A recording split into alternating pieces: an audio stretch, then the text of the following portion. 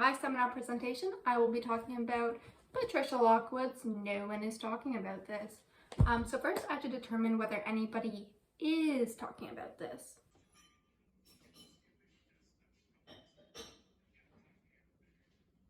They are not. But the reason they aren't is because they probably don't understand how Lockwood utilizes both form and illusions to preserve a specific period of time while simultaneously arguing that the preservation of the past is necessary in building the future.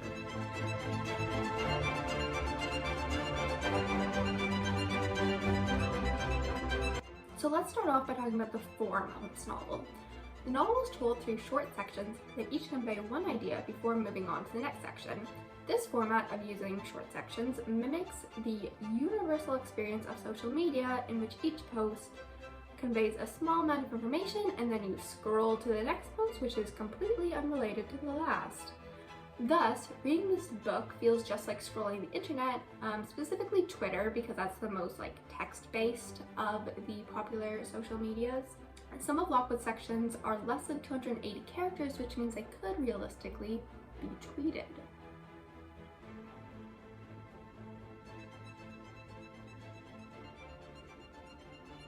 I don't know what's wrong with the jeans though. I thought they were mostly Levi's jeans.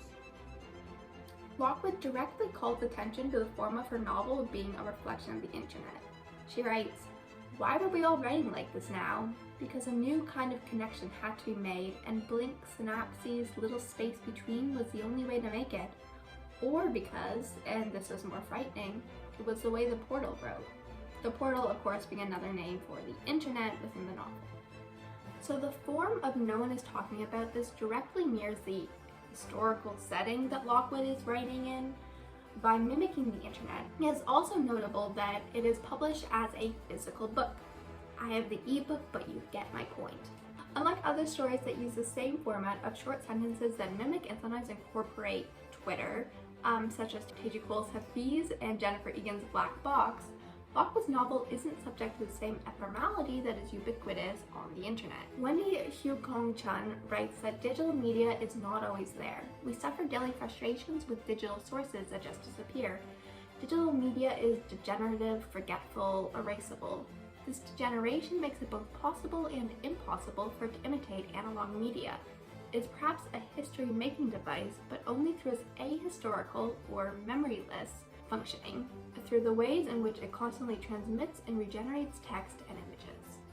Because of this ahistorical nature of the internet, Cole and Egan, who posted their stories on the internet, just run the risk of their stories just disappearing, whereas Lockwood, who used a more traditional format, does not. By publishing this story as a physical book, Lockwood can protect it from this degeneration, and it can exist as a sort of time capsule depicting the time period in which it was written. The second way that Lockwood preserves this time period is through illusions. A lot of the references in the novel are to internet culture that are well known amongst the internet literate, but that my 60-year-old parents would not understand for a second.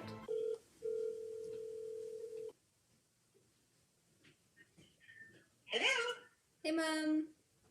Hi, honey. Do you know what a bench is? Bench? Yeah, like bench with an I. A bench. Bench. Never heard of it. So examples of this are the Caucasian blink.gif, the interracial friends who met playing Scrabble, and the galaxy brain reference meme. However, internet culture and popularity is constantly changing. As Lockwood herself points out, there are sentences that only 0.5% of people on Earth would understand and that no one would be able to decipher at all in 10 years. Memes and images which are widespread on the internet today are going to be scarce tomorrow, gone in a week, and completely forgotten in a month. Therefore, what these references do is not reflect and preserve the internet as a whole, but one specific time in the internet in which these memes were popular. So another way of looking at it is that Lockwood is using the internet to preserve this specific part of time. Because internet trends are so capricious, Lockwood can effectively present a very specific and small window of time just by her use of time-specific internet diction. Oh my gosh, hi, sorry, I went to Giant Tiger and now I am back. Why preserve this moment of time? What does this interpretation add to our understanding of the novel? Well, I believe Lockwood answers this in the second, not half, in part 2 of the book. So part 2 is a more personal and semi-autobiographical account of the birth and ultimate loss of the main character's niece. It is the niece, I believe, that is at the center of the preservation that I've been talking about. So after the baby passes away, we get this scene. She put on a t-shirt that was stained with the baby's eye drops and tucked the cush ball under her pillow. She set her 24-hour NICU badge on the nightstand and told herself that if the volcano erupted at midnight, it would find her with all the right things surrounding her. So bring on the black ash, she said, and slept. So the mention of the volcano is a reference to Pompeii, in which the town of Pompeii was perfectly preserved upon the eruption of the local volcano. The imagery in this section implies a desire for preservation, but is not the preservation of the child exactly, but the environment in which she lived. The things that the main character wants preserved are the t-shirt, baby toy, and hospital pass, all objects that surrounded the baby. This moment, I believe, really encapsulates the theme of the entire book. Lockwood is not preserving the brief life of the child, but instead preserving the environment and time period that she was here for. The main character's sister asks if ghosts can learn new technology, which indicates a fear that the world will continue growing and changing and the baby will be left behind, just stuck in the past. Thus, no one is talking about it becomes a shrine to its time period, forever unchanging, and the characters no longer have to worry about the rest of time moving on without the baby. Early in the novel, Lockwood describes the internet as a way to be remembered. They said all you needed to be remembered was one small stone siloed on another, and wasn't that what we were doing in the portal? Small stone on small stone on small stone? But that's also what this book is. It is stacking stones upon stones as a way to remember this time period that the baby was around for, both in relation to the child, which is part 2, but also just the everything of this time period. That's part 1. The main character says that the things she wanted the baby to know seem small, so small. She goes on to describe little everyday details such as new lipstick and playing Scrabble. The first half of the novel may feel plotless, but is really establishing all these small details of life. Not to beat this point to death, but it really is preserving these details. They're small, so small, but they are the small stones being stacked to remember this time period. So I could conclude there, but I haven't hit my time goal yet, and also I honestly do believe that Lockwood has a farther argument. Despite all the preservation of the past that is going on in this book, I think she is actually arguing for the importance of the past because of its role as a foundation for the future. If we return again to the allusions, there are the aforementioned allusions to internet culture that situate the novel in a particular time period, but there are also allusions to classic literature such as Virginia Woolf's To the Lighthouse, Moliere's The Imaginary Invalid, great play, and the Greek myth of Achilles. By referencing these texts, Lockwood is proving that they never stop being effective and relevant. Therefore, the past should be remembered and not forgotten. But we shouldn't focus only on the past, as seen by Lockwood's plethora of allusions to modern events and works.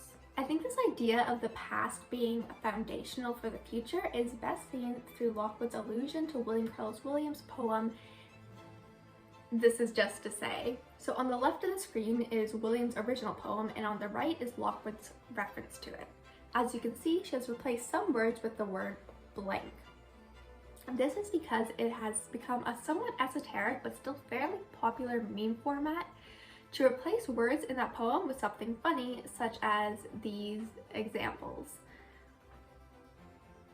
So the past, Williams' poem, is the foundation for this new format of memes, which I'm sure Williams Carlos Williams never foresaw coming. Lockwood doesn't reference only the poem or make her own meme out of it. If we go back to what she wrote, the blanks represent every variation that people make of this poem. She's just showing us that this poem from the past is a foundation. And that, I believe, is what Lockwood is arguing. The past is also an important part of the future. Ancestors weren't just behind, they were the ones who were to come. This novel preserves the past for the lost child, but not just to keep it there for her forever, but because they're going to take that past into the future with them to look back on it and to grow.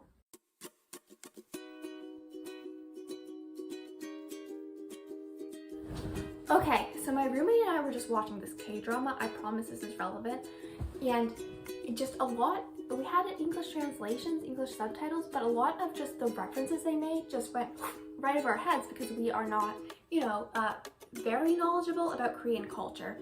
So my question is whether the internet references in No One Is Talking About This work well to preserve the time period, or if they can only preserve the time period to people who are living within that time period, which is us, and we understand those references.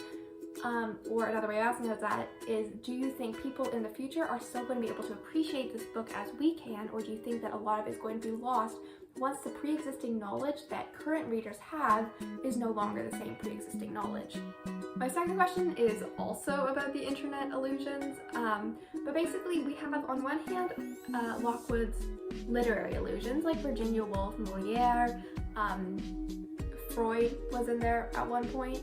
And then the other hand, we have all our internet references like the Guess I'll Die meme, also the Folgers incest commercial. So do you think by using both illusions, Lockwood is equating them as having equal literary value? And furthermore, do you think that these memes she references have the same caliber and ability to create a foundation for the future that these literary works have, such as the Williams poem, etc.? Anyway, let me know what you think, and thank you so much for watching my presentation. I hope everyone's having a lovely day, and I'm okay. Goodbye. Bye now. Goodbye. Bye.